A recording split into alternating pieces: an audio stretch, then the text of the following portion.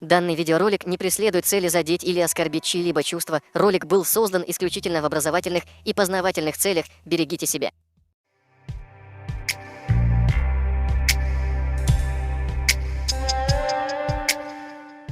Любой, кто хоть немного знаком с историей Кавказа, должен знать, что чеченцы в ходе античеченской политики русских колонизаторов потеряли очень многое.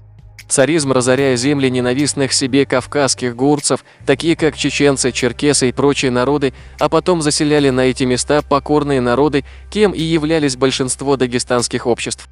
Когда всплывают подобные карты, многие братья-дагестанцы воспринимают их как за провокацию, цель которых присвоить себе ихние земли. Нет, сегодня мы не претендуем на Каспийское море, но мы с уверенностью говорим и заявляем, что у Каспии жили чеченцы. И что это наши земли, которые мы потеряли благодаря варварской политике царизма в отношении нашего народа.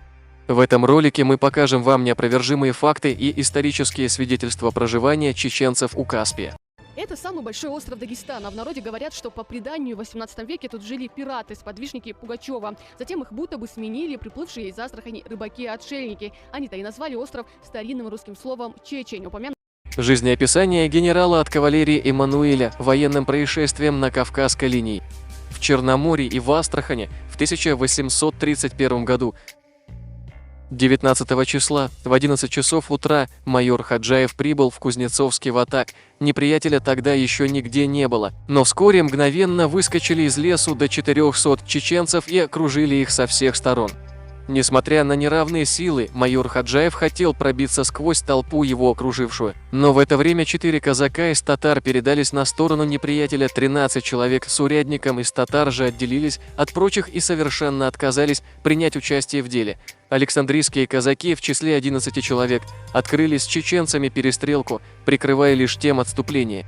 Майор Хаджаев с командой пробрался через камыш к морю, где находились лодки, и на них отплыл от берега до урочища украинского. Чеченцы же, зажегши шалаши рыболовов, и их имущество удалились. Конец цитаты. Акты, собранные Кавказской археографической комиссией. Тифлис, 1866 год, цитата.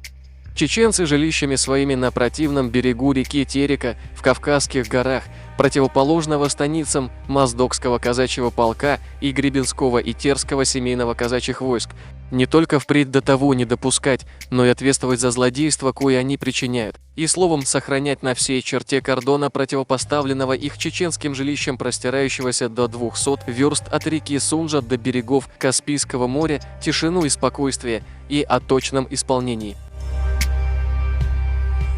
Щекатов. Географический словарь российского государства. Цитата. Чечен – остров, лежащий в Каспийском море под 55 градусами, 22 минутами и 45 северной широты против обиталища горских чеченцев, поблизости Аграханского залива и мыса, называемого у сего острова, есть удобная рыбная ловля, которую отдает Астраханская казенная палата на откуп. Конец цитаты.